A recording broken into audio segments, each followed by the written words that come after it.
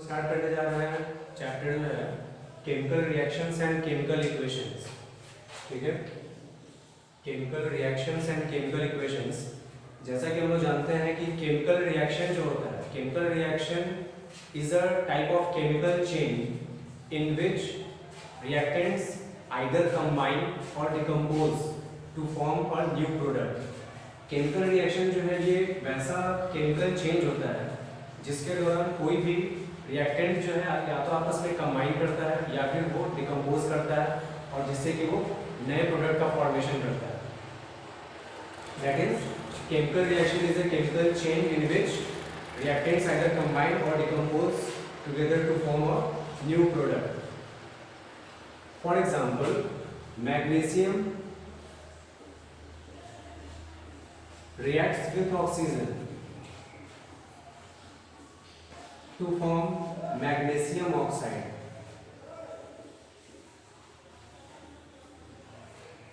Magnesium reacts with oxygen to form magnesium oxide.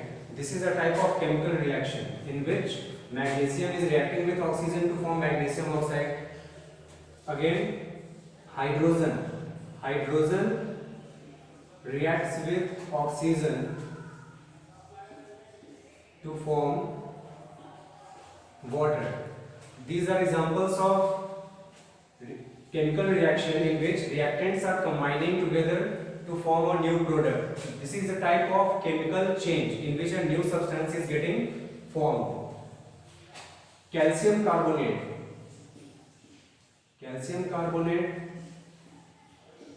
when decomposes, when heated, it forms calcium oxide and carbon dioxide.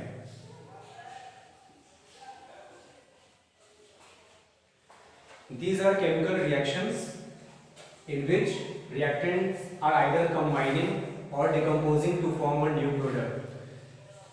Now, chemical equation. Chemical equation means a symbolic representation, symbolic hand representation of chemical reaction is known as chemical equation. Means this is a chemical reaction in which magnesium is reacting with oxygen to form magnesium oxide, and when this chemical reaction is represented in a symbolic form such as magnesium Mg plus O2 gives MgO. This is chemical equation. Symbolic representation of a chemical reaction is called chemical equation. Hydrogen plus oxygen H2 plus O2 gives H2. This is chemical equation in which hydrogen is reacting with oxygen to form water. Again, calcium carbonate when heated to form CaO plus CO2. These are chemical equations. These are chemical reactions, and symbolic representations of these chemical reactions are known as chemical equation. And chemical equation is also of two types. Chemical equation is also of two types: skeletal chemical equation and balanced chemical equation.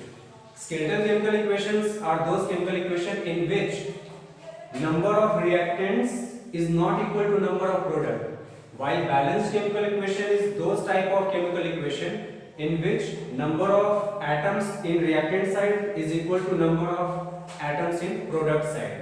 For example, here number of magnesium atom is 1, number of magnesium atom here is also 1. Here number of oxygen atom is 2, but number of oxygen atom is 1. So this is skeletal chemical equation. This is not balanced chemical equation. But when this is written in this form such that 2, here we multiply it by 2.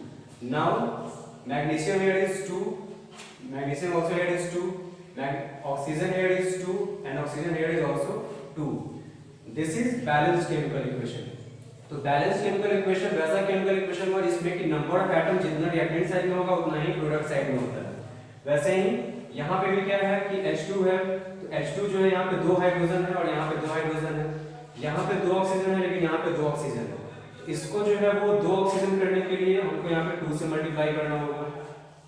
तो यहाँ पे जो है इसको हम 2 से multiply कर दिए तो ऑक्सीजन यहाँ पे 2 हो गया और हाइड्रोजन जो है यहाँ पे 4 हो गया। तो वैसे केस में हाइड्रोजन को फिर 4 करने के लिए यहाँ पे हमको 2 से मल्टीप्लाई करना होगा। तो ये हुआ बैलेंस्ड केमिकल इक्वेशन। फिर ये जो रिएक्शन है ये ऑलरेडी बैलेंस फॉर्म है, क्योंकि यहाँ पे कैल्शियम भी 1 है, कैल्शियम यहाँ पे 1 है, यहाँ पे ऑक्सीजन 3 है, यहाँ पे ऑक्सीजन 1 और 2 3 है, कार्बन यहाँ पे 1 और कार्बन यहाँ पे 1। तो ये हो गया। तो केमिकल रिएक्शन ऐसे हम समराइज कर सकते हैं, केमिकल रिएक्शन वैसा केमिकल चेंज है जिसमें कि रिएक्टेंट्स आपस में कंबाइन करके नए प्रोडक्ट का फॉर्मेशन करता है, या रिएक्टेंट डिकम्पोज करके एक नए प्रोडक्ट का फॉर्मेशन करता है, उसी को हम लोग बोलते हैं केमिकल रिएक्शन। ये केमिकल चेंज है। अब उसमें वही चीज है, ये वाला जो लेफ्ट हैंड साइड में ये जो हम देख रहे हैं ये रिएक्टेंट साइड है और ये जो है वो प्रोडक्ट साइड है। ये रिएक्टेंट साइड है ये, और ये जो साइड होता है इसको हम लोग प्रोडक्ट साइड बोलते हैं, ठीक है। और इसी केमिकल रिएक्शन को रिप्रेजेंट करने के लिए जिस सिंबल का इस्तेमाल हम लोग करते हैं उसको हम लोग बोलते हैं केमिकल इक्वेशन, जो कि दो तरह का हुआ है, स्केलेटल केमिकल इक्वेशन और balanced chemical equation. Skeletal chemical equation में नंबर ऑफ एटम्स दोनों साइड में सेम नहीं होगा, लेकिन बैलेंस्ड केमिकल इक्वेशन में नंबर ऑफ एटम्स दोनों साइड में सेम होता है। अब क्वेश्चन ये राइज होता है कि why do we need to balance any chemical equation. तो इसका रीजन आता है जो हम लोग जानते हैं लॉ ऑफ कंजर्वेशन ऑफ मास से रिलेटेड, कि केमिकल इक्वेशन को हम लोग बैलेंस फॉर्म में इसलिए लिखते हैं ताकि law of conservation of mass को ओबे किया जा सके। We know that law of conservation of mass which states that number of mass can neither be created nor be destroyed during any chemical reaction. Mass always remains conserved. That is, total mass of the reactant is equal to total mass of product. Total mass of reactant is equal to total mass of product. This is law of conservation of mass. And to obey law of conservation of mass, we need to balance any chemical equation. और हम लोग balance करने का ये तरीका जो है हम लोग यहाँ पे देख चुके हैं। बैलेंस करने का और भी जैसे कुछ केमिकल इक्वेशंस हम लोग देख सकते हैं, जैसे कि aluminium plus HCl gives AlCl3 plus H2। तो यहाँ पे ये चीज है कि एल्यूमिनियम यहाँ पे 1 है, एल्यूमिनियम यहाँ पे 1 है, हाइड्रोजन यहाँ पे 1 है, हाइड्रोजन यहाँ पे 2 है। अगर हम 2 से मल्टीप्लाई कर देते हैं तो हाइड्रोजन यहाँ पे 2 हो जाएगा, लेकिन क्लोरीन यहाँ पे 2 हो जाएगा और यहाँ पे क्लोरीन 3। तो वैसे केस में अगर हम फिर क्लोरीन को बैलेंस करना चाहते हैं तो क्लोरीन यहाँ पे 3 है, तो यहाँ पे हम 3 से मल्टीप्लाई करेंगे तो क्लोरीन 3 हो जाएगा, लेकिन हाइड्रोजन यहाँ पे 3 और हाइड्रोजन यहाँ पे 2। तो जब भी ऐसा कोई केस अगर आता है तो वैसे केस में 2 और 3 का एलसीएम ले लेंगे। तो 2 और 3 का अगर एलसीएम लेते हैं तो 6 आता है। तो यहाँ पे क्या कर देंगे हम लोग, इसमें 6 से मल्टीप्लाई कर देंगे। 6 से मल्टीप्लाई कर देंगे तो प्रॉब्लम सॉल्व हो जाएगा। हाइड्रोजन 6 हो गया, तो यहाँ पे 3 से मल्टीप्लाई कर देंगे तो 3 2 जा 6 हो गया हाइड्रोजन। क्लोरीन यहाँ पे 6 हो गया, तो यहाँ पे 2 से मल्टीप्लाई कर देंगे तो क्लोरीन यहाँ पे 6 हो गया। और एल्यूमिनियम जो है वो उसको 2 करने के लिए यहाँ पे 2 से मल्टीप्लाई। और ये हमेशा ध्यान रखना है कि कभी भी जो सिंपल से सिंपलेस्ट जो होता है वो नंबर जो यहाँ पे लिखा जाता है। और ये भी चीज है कि ये जो इसमें कभी भी अगर नंबर जो डालते हैं वो एटम्स के बीच में नहीं डालते। जब भी डालते हैं तो कंपाउंड के जस्ट बगल में यहाँ पे डालेंगे, यहाँ पे नहीं डाला जाता है, या फिर उसके बीच में नहीं डाला जाता है। जब भी हम लोग डालेंगे तो साइड में, इधर साइड डालेंगे, कभी भी नीचे या फिर बीच में हम लोग कभी भी किसी नंबर को इसमें नहीं डाल सकते हैं। तो कोई भी रिएक्शन को बैलेंस करने के लिए हम लोग ये काम ऐसे कर सकते हैं। और भी जैसे कि एग्जांपल ले सकते हैं, जैसे N2 है प्लस H2 है तो इससे बनता है NH3, दिस इज अमोनिया।